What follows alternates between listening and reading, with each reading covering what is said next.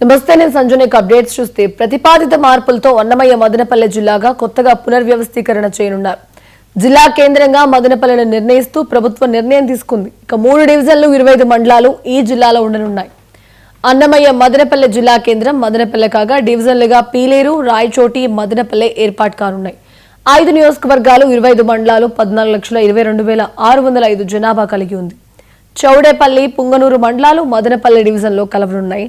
రొంపిచెర్ల, పులిచెర్ల మండలాలు మాత్రం చిత్తూరు జిల్లాలోనే ఉంటాయి. ఇవాళ తుది నోటిఫికేషన్ వెలువడే అవకాశం ఉంది. ఇక జనవరి 1 నుంచి అమల్లోకి రానుంది.